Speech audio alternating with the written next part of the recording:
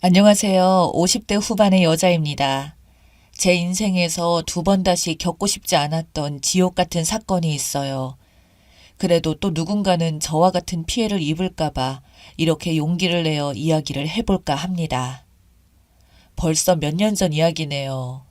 그동안 제 마음속에만 묻어두고 있었던 이야기였습니다. 남편과 저는 부모님의 소개로 선을 봐서 만났습니다. 저도 처녀 시절에는 소설 같은 연애 결혼을 꿈꿨지만 제 나이 또래 사람들 중에 연애를 시작해서 결혼한 사람이 과연 몇이나 될까요? 집안도 비슷했고 인물도 나쁘지 않아서 거의 연애 기간을 뛰어넘고 결혼을 했어요. 남편 집이나 저희 집이나 경제적으로는 넉넉한 편이었습니다. 처음 결혼 생활을 시작할 때부터 아파트에서 시작을 했고 남편은 아버님이 사주신 카센터로 돈을 벌었고 저는 제 명의로 된 건물에서 무용학원을 하며 돈을 벌었습니다. 둘 다 경제적으로 아쉬울 것이 없었던지라 서로가 번 돈은 각자 관리를 했어요. 저희 부부의 초반 생활은 그리 나쁘지 않았죠. 경제적으로 부딪힐 일이 없다 보니 서로 각자의 부모님 생일이나 기념일 등은 부부가 공동으로 찾아가 돈은 각자 내는 걸로 했었어요. 그렇게 살면서 아들도 2명이나 낳고 살게 되었지만 부부가 각자 돈이 있다 보니 그만큼 자존심이 너무 강했습니다. 한 번씩 부부싸움을 하게 되면 저도 절대 져주지 않았고 남편도 똑같은 스타일이었거든요. 한 번은 남편이 저랑 싸움을 하고 나서 화가 너무 치밀어 올랐는지 집을 나가버리더군요. 싸움의 원인은 남편이 친구들과 룸살롱을 다녀온 것을 저에게 걸린 겁니다. 본인 말로는 2차까지는 절대 안 갔다는데 믿을 수가 있나요?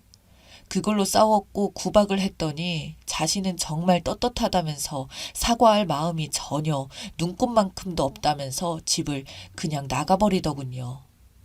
그때 저희 애들 나이가 초등학생이랑 중학생이었어요.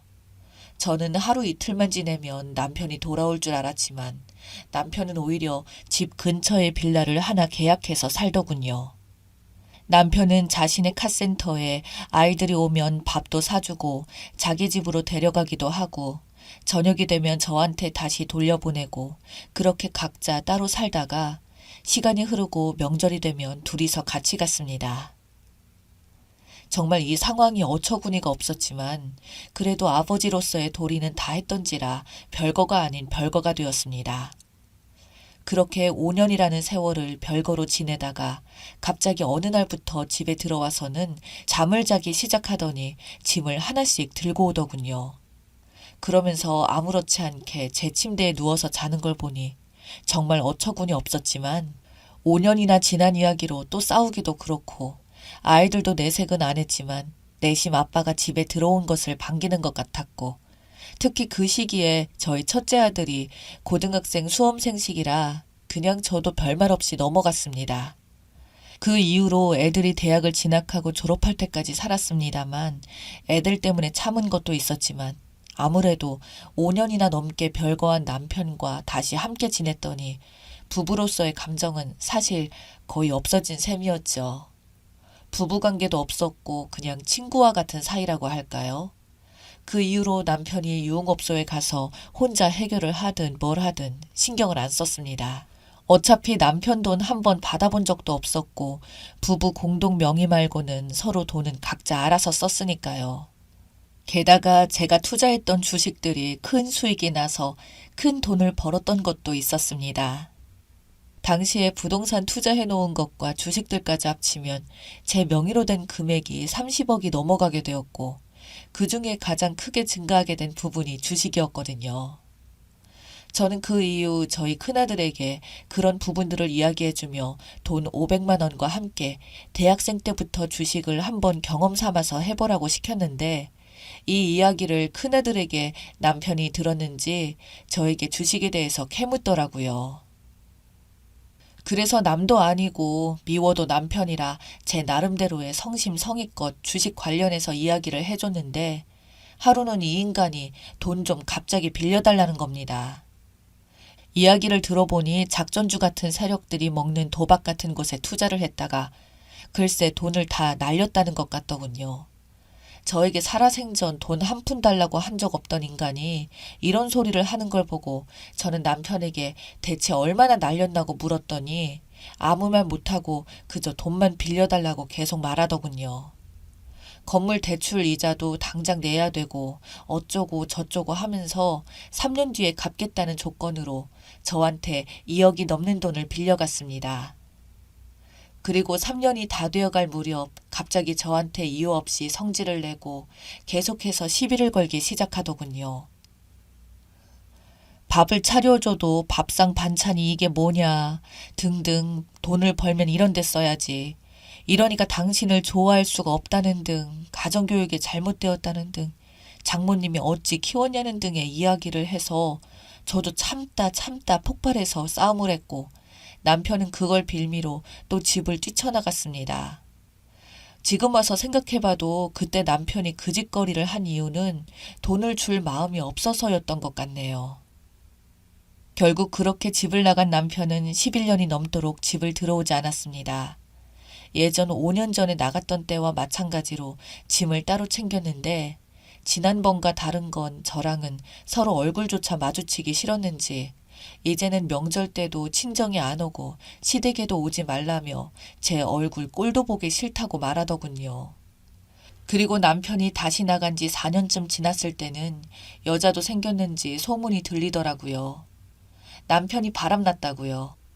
사실 동네에서 저희 남편이랑 제가 별거 중인 것이 진작 소문이 퍼져서 대부분 알던 사실이었거든요. 그래서 남편에게 연락해서 지금 뭐 하자는 거야? 나랑 장난해? 당신 불륜으로 이혼 소송할 거야 라고 하니 웃기고 있네. 당신과 나는 이미 결혼 파탄난 상태라 이혼해봐야 이혼 사유도 안 되는 거 몰라? 라며 오히려 저에게 큰 소리를 치더군요. 저도 그때부터 참을 수가 없어서 남편에게 말을 했습니다. 소송은 둘째치고 나한테 빌려간 돈이나 갚아 라고요. 그러자 남편은 너 진짜 정 떨어지게 돈밖에 모르는 년이네. 그놈의 더러운 돈소리 왜 안 하나 했다 라며 더 성질을 내더라고요. 그리고는 언제 준다는 말도 없이 성질만 내고는 전화를 말없이 끊길래 그때부터 이 더러운 인간과 제대로 싸움이 시작되었습니다. 돈을 받으려는 저와 안 주려는 쓰레기 남편인 인간은 계속 부부끼리 빌린 돈은 안 갚아도 된다면서 배째라고 하더군요.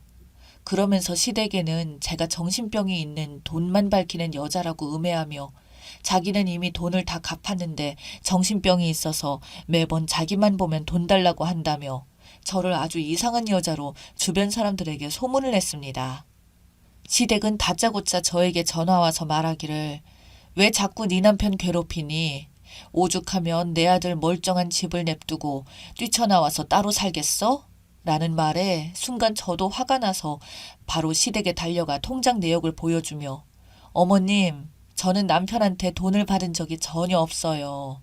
그 큰 돈을 받았으면 송금 내역이라도 있어야 하지 않겠어요? 저 인간이 돈 주기 싫어서 거짓말하는 거 안 보이세요? 라고 하니까 자기들은 모르겠다고 합니다. 남편은 옆에서 계속 그 큰 돈을 현금으로 줬다며 제가 세금 문제가 있으니 어쩌고 저쩌고 하면서 진짜 말도 안 되는 소리로 돈을 받아갔다고 해요. 저도 너무 화가 나서 그 다음날부터 작정하고 남편 카센터에 찾아가서 이것저것 써붙이고 장사를 방해하며 돈 내놓으라고 시위를 했습니다. 그걸로 보름가량 싸웠을까요? 제가 으름장을 놨어요. 어차피 네가 내 이미지를 인간이야로 만들어놨으니까 네가 돈 줄 때까지 너 장사 못하게 내가 인간의 끝을 보여주겠어 라고요. 정말 사채업자 마냥 매일매일 지독하게 찾아가니 이 미친 인간이 정신병원에 넣어놓겠다며 사설업체를 데려와서 저를 납치 감금했습니다. 이 미친 인간은 저를 정신병원에 넣기 위해 이미 준비를 다 했더군요.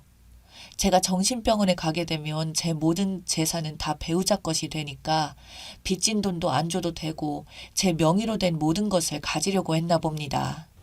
이 빌어먹을 남편은 정신병원에 진짜 제가 정신 이상자고 가족으로서 너무 고통받아서 힘들다고 병원에서 알려준 사설업체를 통해서 저를 감금하였던 것입니다.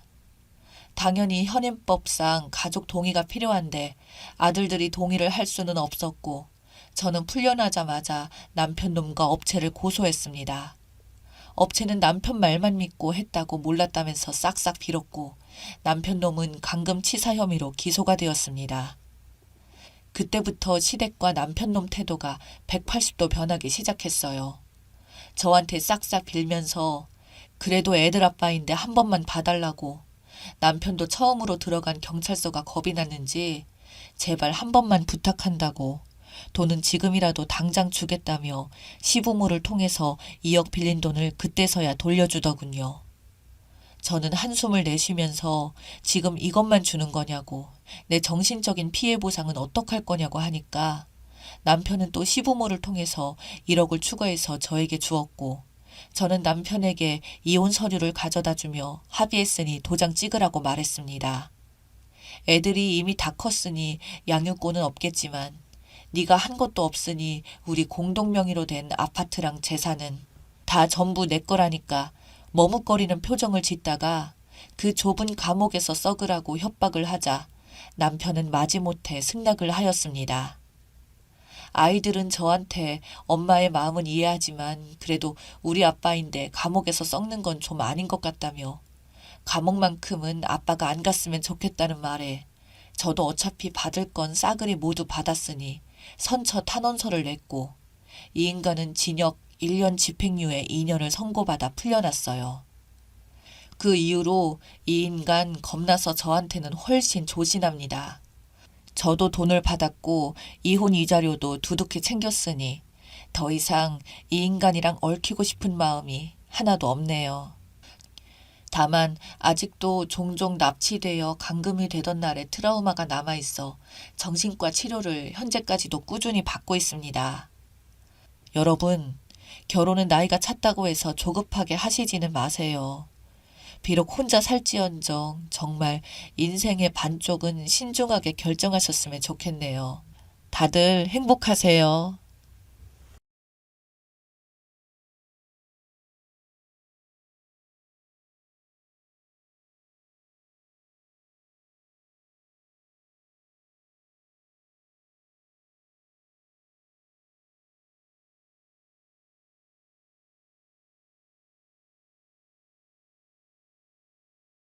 안녕하세요. 저는 30살이 된 여자이고요. 동갑인 남편과 재작년에 결혼해서 최근까지는 별탈 없이 잘 지내고 있었습니다.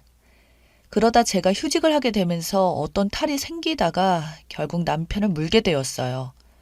사랑스럽게 깨무는 게 아니라 그냥 물었습니다. 저희 부부는 아직 아이가 없어요. 저는 빨리 아이를 낳고 싶어 했고요. 근데 제 직업이 하루 종일 사람들 상대하며 말하는 일이라 스트레스가 아주 심했거든요. 결혼 준비하랴 빚 갚으려고 일도 많이 해서 남편과 심각하게 의논한 끝에 3개월만 좀 쉬기로 했어요. 일하다가 쉬게 되니 남편이 저에게 점점 더 많은 걸 요구하기 시작하더군요. 솔직히 음식이나 이런 건 잘 만들어 먹습니다. 아침 식사도 달라면 다 챙겨줬고요. 그런데 그런 차원이 문제가 아니라 완전히 새로운 일거리를 갖고 왔어요. 그러다가 저에게 물렸고요. 어느 날 갑자기 남편이 개를 데려왔더라고요. 그것도 2마리를 데려왔는데 시댁에서 기르는 개를 저와 말도 없이 데려온 거죠. 저희 시댁에는 개가 있습니다. 강아지라고 써야겠네요. 강아지가 총 3마리 있어요. 엄청나게 예뻐하십니다. 처음에 그 강아지들을 봤을 때 이뻐했어요. 어릴 적부터 워낙에 강아지들을 좋아하기도 했고 부모님께 사달라고 많이 하기도 했었는데 저희 엄마는 살아 움직이는 것은 너희들로 충분하다며 물고기 1마리조차 기르는 걸 싫어하셨습니다. 그 마음 이해가 갑니다. 일단 저희 남편은 외동아들입니다. 시어머님은 자식을 많이 갖고 싶어 하셨는데 건강 문제로 외동아들만 키우시게 되었고 그 빈자리를 강아지들로 채우고 계셨어요. 집안이 좀 북적북적한 걸 좋아하신다네요. 조용한 분위기를 많이 싫어하세요. 시댁에 가보면 TV는 늘 틀어놓고 계시고 개들은 뛰어다니고 아주 북적북적합니다. 저도 아이는 많이 낳고 싶다는 생각이라 어느 정도 어머님 마음을 이해하고 있어요. 게다가 제가 시집 오기 전에 아버님이 먼저 세상을 떠나시면서 더 그러셨다고 해요. 원래는 2마리만 키우셨는데 아버님이 떠나시고 나서 그 빈자리가 크게 느껴지셔서 나중에는 1마리를 더 분양받아 키우고 계세요. 주변에서 지인들에게 받았다가 키우시는 것 같았습니다. 그래서 시댁에는 총 3마리가 있어요. 기존에 있던 강아지들은 나이가 좀 있어서 그런지 엄청 조용했습니다. 사람하고 완전 똑같더라고요. 제가 처음 갔을 때 저를 슬쩍 한번 보더니 그냥 TV 보고 있더라고요. 그러다 졸리면 자고 정말 팔자 좋아 보였어요. 막내 강아지는 좀 시끄럽긴 했었고요. 이번에 남편이 데려온 강아지는 막내 강아지가 아니라 원래 있던 나이가 좀 있는 강아지들을 데려온 겁니다. 저와 아무런 상의 없이 시어머님도 저에게 미리 알려주신 적도 없었고 정작 그 강아지들을 봐야 할 사람은 나인데 사전에 아무런 말도 없이 데려왔더라고요. 어머님이 갑자기 지방에 내려가야 해서 저희 집에 급하게 맡기게 되었다고 했어요. 아는 친구분이 이번에 다리를 좀 크게 다치셔서 병문안도 가고 고향 친구 볼 겸 해서 보름 정도 갔다가 오신다고 했고요. 그런 사정인데 저도 뭘 할 수 없었죠. 근데 한 가지 제 혈압이 확 올라갔던 이야기가 있었는데 남편이 지 입으로 술술 하더라고요. 아마 칭찬받는 줄 알았나 본데 원래는 그 2마리 강아지들을 이웃에게 맡기려고 하셨다네요. 거기도 개를 키우고 있고 친분도 있어서 맡기려고 하셨는데 제 남편이 펄쩍 뛰면서 못하게 말렸다고 합니다. 왜 모르는 집에 맡기냐면서 엄청나게 걱정을 했다고 해요. 어머님은 그 모습에 감동하셔서 곧바로 저희 남편에게 개를 맡기신 거고요. 오랜 세월을 함께한 강아지들을 어찌 남의 손에 맡기냐면서 제 앞에서 이야기하는데 그냥 남편을 그 집에 맡기고 싶었습니다. 저는 강아지를 키워본 적도 없고 어차피 제가 혼자 키워야 할 상황인데 그럼 당사자인 저랑 먼저 이야기를 해야 하는 게 맞는 거잖아요. 근데 저보고 원래 강아지들을 좋아하길래 그냥 데려왔다고 하더라고요. 그때부터 강아지하고 같이 적응했어요. 사람하고 똑같아서 주변 환경이 바뀌면 스트레스를 많이 받는다고 하더라고요. 사료도 잘 안 먹고 똥도 아무데나 싸고 그래서 저는 잘 모르니까 남편에게 자주 연락해서 물어봤는데 짜증을 내더군요. 처음엔 이렇게 해봐라 저렇게 해봐라 곧잘 알려주더니 어느 순간부터는 저에게 대뜸 그냥 인터넷 같은 데 좀 찾아봐 이러는 겁니다. 자기 바쁘다고 그런 일을 그냥 알아서 해결하라고 하더라고요. 바쁘다는 말도 참 듣기 그랬네요. 그러다 한 번 참았던 게 터졌는데 아침이었거든요. 남편이 출근 준비를 하고 저는 아직 비몽사몽인 상황이었는데 갑자기 거실에서 소리를 지르더라고요. 엄청 궁시렁거리면서 방에 들어가서 씻으러 가는데 알고 보니 출근하다가 오줌을 밟았대요. 그러면서 그 짜증을 저에게 내는 겁니다. 내가 쌌나요? 아주 웃기는 거죠. 그 순간 눈이 번쩍 떠져서 벌떡 일어났어요. 남편한테 확 뒤집었습니다. 더는 못한다고 당장 데려가라고 했습니다. 그때가 데려온 지 10일 정도 되었을 때였고 그래서 남편도 상황이 심각하다고 느꼈는지 저에게 잘못했다고 싹싹 빌더라고요. 4일만 더 참아달라고 부탁을 하더군요. 그러면서 지금까지 버틴 10일이 아깝지 않냐고 하길래 생각해보니 그 말도 맞더라고요. 그래서 딱 4일만 더 버티기로 했습니다. 긴 시간은 아니지만 며칠 같이 지내보니까 사람들이 왜 강아지를 키우는지 알겠더라고요. 그냥 사람하고 똑같습니다. 먹고 싸는 건 그렇다 치고 제가 낮에 피곤해서 침실에 좀 누워있으려고 하면 거실에서 막 짖어요. 그럼 무슨 일인가 또 나가봅니다. 처음엔 대체 뭘 원하나 싶어서 답답했는데 TV 틀어주니까 조용해지더라고요. 근데 나중에는 TV를 틀어줘도 짖길래 알고 보니 채널을 바꾸라고 짖는 거더라고요. 잘 보고 있다가 광고가 나오면 곧바로 짖어요. 정말 어이가 없었어요. 같이 좀 지내보니 짖는 소리가 다르게 느껴졌는데 원래는 멍멍 이렇게 짖거든요. 근데 나중에는 야야 이렇게 들리더라고요. 그렇게 4일이 더 흘렀고 별 문제 없이 건강하게 잘 데리고 있다가 돌려보냈습니다. 남편 혼자 차에 태워서 갔어요. 저녁 되니 남편이 집에 오더라고요. 오자마자 집이 썰렁하다고 하면서 강아지들이 있다가 없으니 참 적적하다며 정말 되지도 않는 소리로 혼자 중얼중얼 거리더라고요. 화를 낼 기운도 없어서 그냥 무시했는데 그때 차라리 엄청 화를 냈어야 했었나 봐요. 일주일 뒤 남편이 또 강아지들을 데리고 왔습니다. 이번엔 저에게 이야기하긴 했는데 태워서 씻고 오는 도중에 연락해서 나 지금 강아지 데리고 가고 있어 라고 알려줬어요. 그래서 저는 집에 오지 말고 유턴해서 다시 돌아가라고 했고요. 그러자 남편은 집에 거의 다 왔다고 하면서 끊어버렸습니다. 저는 곧바로 주방에서 물 한 잔을 마시며 한번 대대적으로 뒤집을 준비를 하고 있었어요. 이번에 아주 그 버릇을 고쳐야겠다고 생각했습니다. 현관 앞에서 딱 기다리고 있었어요. 현관 비밀번호 누르는 소리가 들려서 저는 문 앞으로 달려나갔습니다. 문이 딱 열리고 소리를 지르려고 하는데 시어머님이 활짝 웃으면서 들어오시더군요. 1초만 늦었으면 큰 실수할 뻔했어요. 저보고 고맙다며 제 손을 잡으셨습니다. 그 뒤로 남편과 강아지들이 들어왔고요. 저는 순간 멍하니 가만히 서 있었습니다. 그렇게 저희 집에 또 강아지 방이 되었습니다. 개들만 들여놓고 남편은 곧바로 어머니 모셔드리고 온다고 나갔고요. 그렇게 강아지 2마리만 놓고 가버렸습니다. 저번에 한 번 있다가 가서 그런지 강아지들도 엄청 여려 보이더라고요.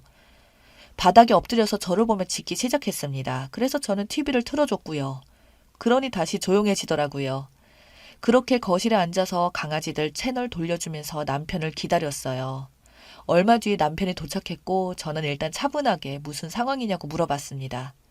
이번에는 남편이 데리고 왔더군요. 그래서 나랑 상의도 없이 데려온 것도 짜증나는데 그렇게 데려왔으면 직접 강아지들을 챙기라고 나에게 떠넘기지 말라고 했습니다. 그러다 남편이 저보고 당신도 강아지 좋아하지 않냐고 이참에 아예 키우는 건 어떠냐고 그러더군요. 저도 모르게 살아 움직이는 건 당신 하나만으로 충분하다고 말했어요. 우리 엄마랑 완전히 똑같은 얘기를 했더라고요. 그땐 정말 제 남편이 아들 같았습니다. 딱 3일 가더군요. 그때까지는 남편이 와서 산책도 시키고 청소도 하고 다 하더니 딱 3일 되니까 피곤하다고 오자마자 드러눕고 예전과 다를 게 하나도 없었습니다. 그래서 제가 이럴 거면 그냥 다시 돌려보내라고 나는 절대 못한다고 소리를 질러버렸고요. 그때 남편이 엄청 어이없는 말을 저에게 하더라고요. 가족처럼 생각하라네요. 자기가 외동으로 자라면서 강아지들과 가족처럼 지냈다고 저보고 신우나 아주버니처럼 생각하면 안 되겠냐고 시댁 식구라고 생각해달라더군요. 하다 별 되지 않는 소리를 그것도 엄청 진지하게 하는데 시댁 식구라고 여기며 정성껏 보살펴달라는 소리로 들렸어요. 남편이 저렇게 가족 이야기까지 하면서 말도 안 되는 소리를 하길래 저도 똑같이 말도 안 되는 짓을 하기로 결심했죠. 다음날 남편이 퇴근해서 들어오더라고요. 강아지들은 쳐다도 안 보고 피곤하다면서 방으로 들어가 버리더군요. 저는 거실에 앉아 강아지들과 대화를 하기 시작했어요. 개처럼 짖기 시작했습니다. 방에 있는 남편이 깜짝 놀라 뛰어나오더니 저보고 지금 뭐 하는 거냐고 물어보더라고요. 그래서 제가 가족회의 중이라고 했어요. 지금 신우들하고 이야기하고 있으니까 상관 말라고 방에 들어가 있으라고 했어요. 그러자 남편은 제 앞에서 막 웃으면서 알겠다고 회의 잘하라며 들어가 버리더군요. 그 뒤로 남편에게 문자가 오면 멍멍이라고 딱 2글자만 써서 보냈고요. 그때까지도 남편은 웃으면서 아주 즐겁게 받아주더라고요. 제가 장난치는 줄 알았는지 상황의 심각성을 전혀 못 느끼는 것 같았어요. 그래서 언제까지 그러는지 두고 봤습니다. 주말이었어요. 남편은 늘어지게 푹 자더니 일어나자마자 배고프다고 하더군요. 그래서 딱 1분 만에 밥을 차려줬습니다. 밥그릇에는 사료를 담았고요. 국그릇에는 물을 담아왔어요. 그리고 밥 먹자 하면서 불렀어요. 남편은 식탁을 보자마자 이게 뭐냐며 저에게 짜증을 부리더라고요. 어제 야근해서 힘든데 왜 먹는 걸로 장난치냐고 하길래 그래서 제가 신우들은 좋아하던데? 신우들 나이가 사람으로 치면 50살이 넘던데 어른들 입맛에 맞춰서 차려야지. 그래서 남편은 저에게 고개를 절레절레 흔들며 라면이나 끓여 먹겠다고 주방으로 갔어요. 근데 제가 이미 싹 다 치워버린 상태라 아무것도 없이 텅텅 비어 있었습니다. 그래서 제가 남편에게 이야기했어요. 먹기 힘들면 물에 불려서 줄까? 결국 남편은 편의점에 가서 컵라면 사다가 먹더군요. 제가 옆에서 그랬어요. 앞으로 시누이들이 집에 오면 사료 먹을 생각해? 라고 친절하게 이야기해줬습니다. 그날 저녁 그 사건이 터졌어요. 제가 남편을 물어버렸습니다. 남편이 하루 종일 누워서 핸드폰만 잡고 있더라고요. 강아지들 좀 챙기라고 해도 나중에 한다면서 듣지 않았어요. 역시 말로 하니까 통하지 않나 했습니다. 누워있는 남편에게 다가가서 팔뚝을 잡고 그냥 확 물어버렸어요.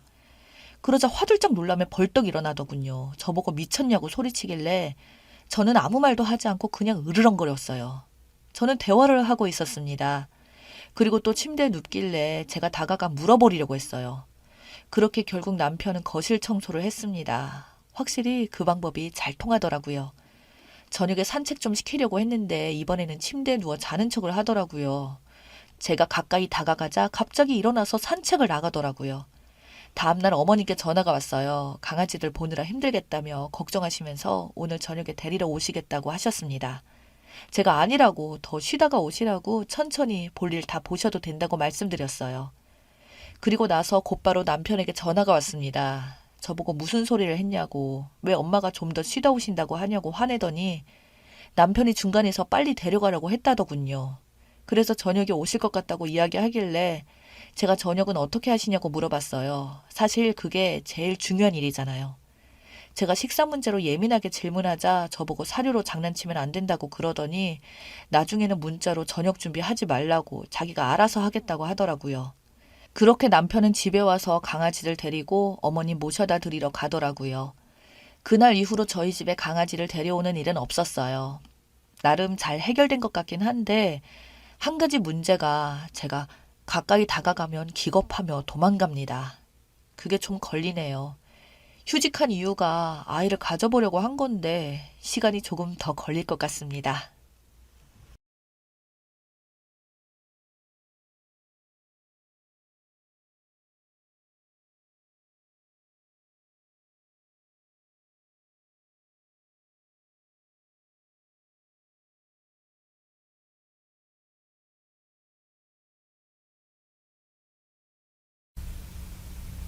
안녕하세요. 저는 31살이고 3년간 연애를 한 남자친구가 있습니다.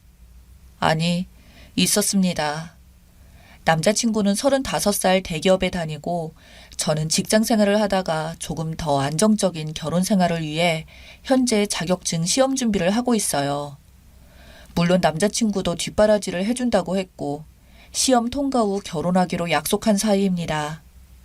공부를 시작할 즈음에 남친 회사 감사 기간이 얼마 남지 않은 시점이어서 그동안에 연락 많이 못할 것 같으니 감사 끝나고 자기가 연락을 하겠다고 그렇게 얘기를 했었죠. 그래도 한 달에 한두 번씩 꾸준히 만나고 전화도 종종 하면서 여느 커플과는 다를 것 없이 지냈는데 어느 날 갑자기 연락이 안 오더니 제 번호를 차단했더라고요. 당황스러워서 연락을 해보니 당장 다음 달 5월에 결혼을 한다고 연락이 왔었다고 하더라고요. 상대 여자는 예전에 남친을 자꾸 따라다니던 못생겨서 싫다고 했던 여자였습니다. 남친이랑 같이 있을 때도 전화가 계속 와서 신경이 쓰였는데 카톡 프로필을 보니 정말 못생긴 여자라서 양다리 걸칠 거라고는 생각을 전혀 안 했죠. 그러다가 남친이 연락을 해왔고 만나자고 하더군요. 얼마 전에 상견례를 했다고 합니다. 아, 이게 뭐지? 무슨 꿈을 꾸는 건가? 너무 당황스러웠습니다. 마지막에 만난 며칠 전도 서로 미친 듯이 사랑을 나누고 헤어졌는데 얼마 전에도 카톡에서 사랑한다고 했던 사람이 몇 달 뒤에 결혼한다고 하길래 너무 놀라서 아무 말도 나오지 않았습니다. 남친 어머니가 자궁암 일기 판정을 받아서 투병 중인데 저 공부하는데 방해될까봐 저에게 말을 안 했다고 하더라고요.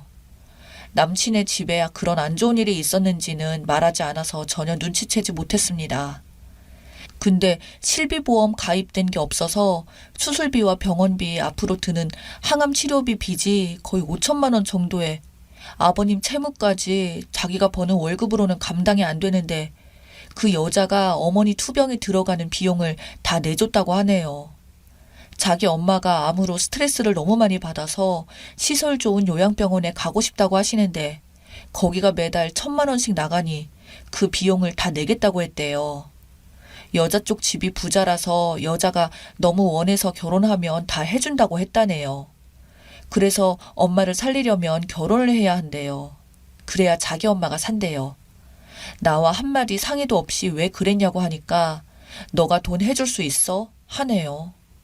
그 여자랑 사귄 지 3주 만에 초고속으로 결혼하기로 하고 그 여자네 건물에 있는 예식장에서 결혼하기로 하고 혼인신고부터 하자고 해서 식장 예약하고 바로 혼인신고까지 마쳤대요.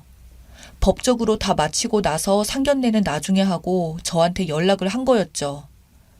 3일 만에 정말 순식간에 결혼식만 남기고 모든 게 끝난 거죠.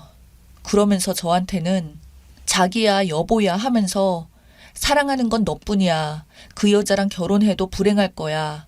성형해서 지금은 많이 나아졌지만 아기 나오면 엄마 닮아서 못생길 게 뻔하다고. 생각하기도 싫다고. 이런 상황이 모든 게 너무 싫고 자기도 무슨 일이 어떻게 된 건진 모르겠다고.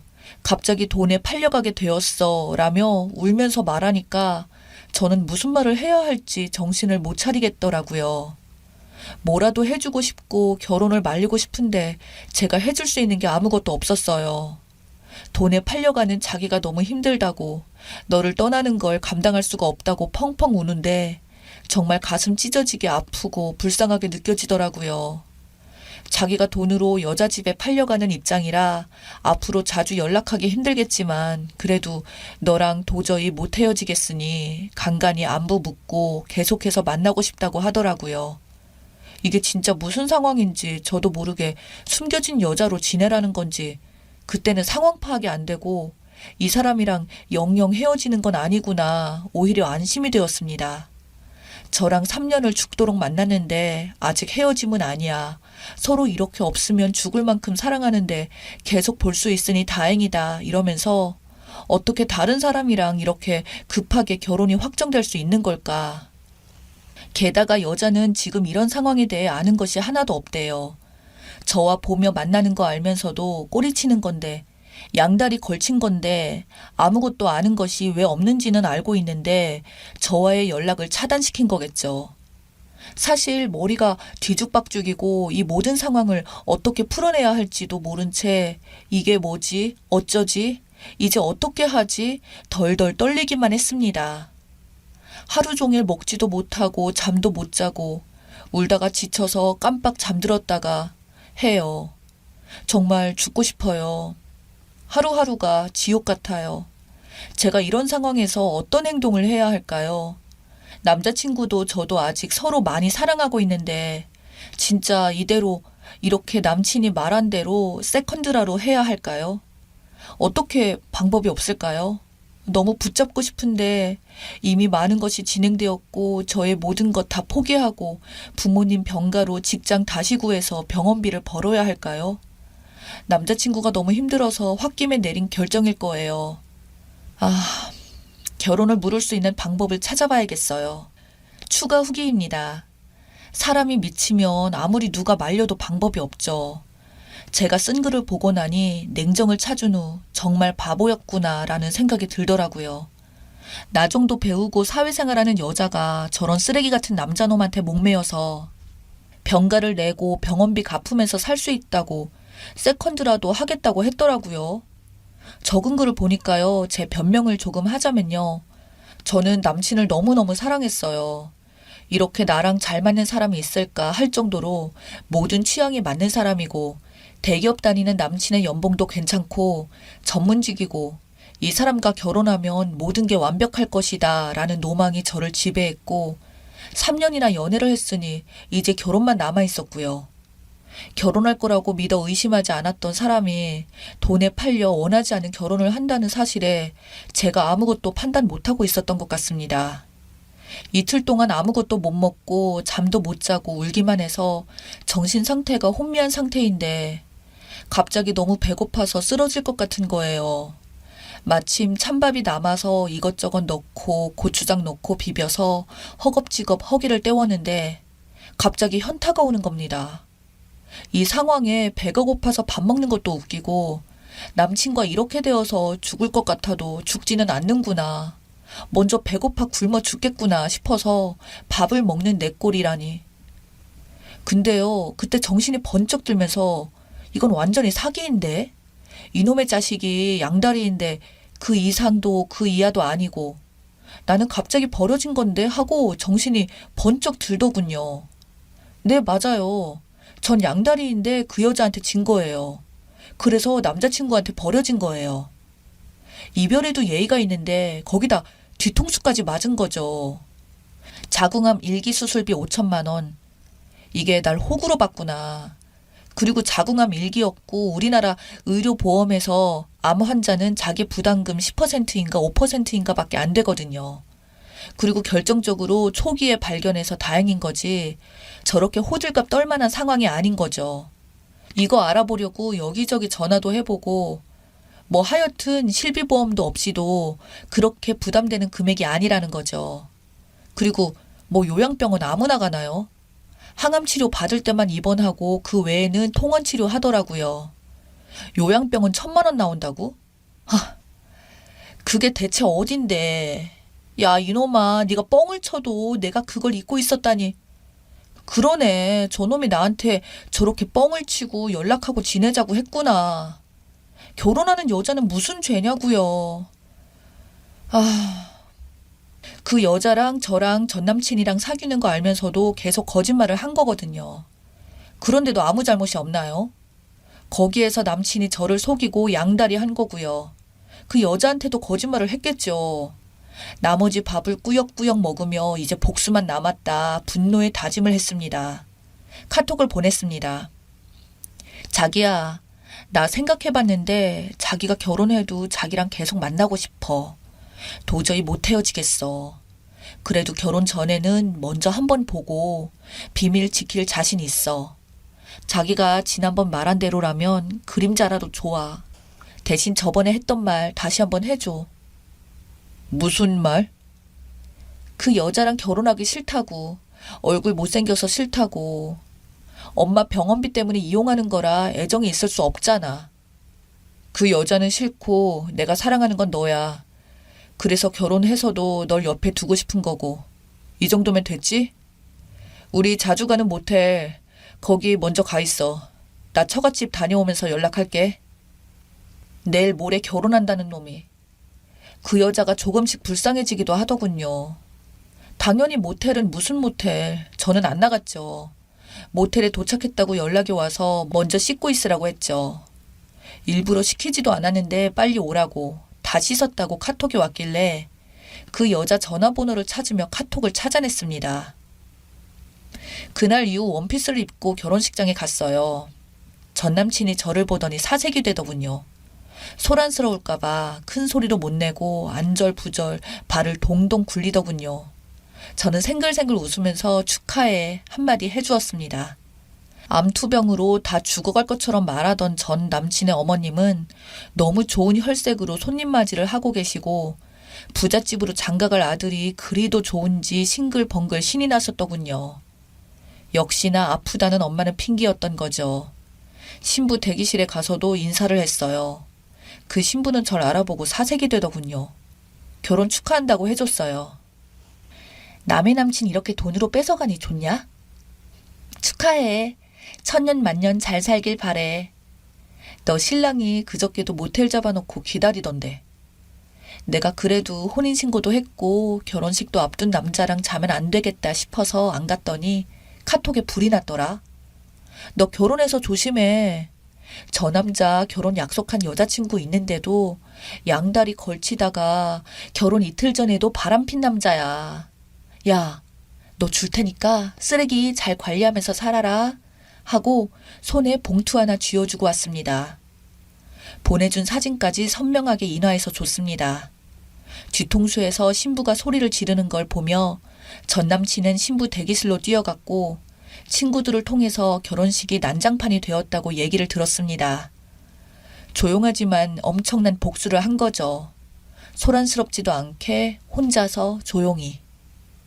신부가 지른 소리에 놀라서 다들 뛰어왔는데 신랑의 카톡 내용과 사진을 다들 보게 된 거죠.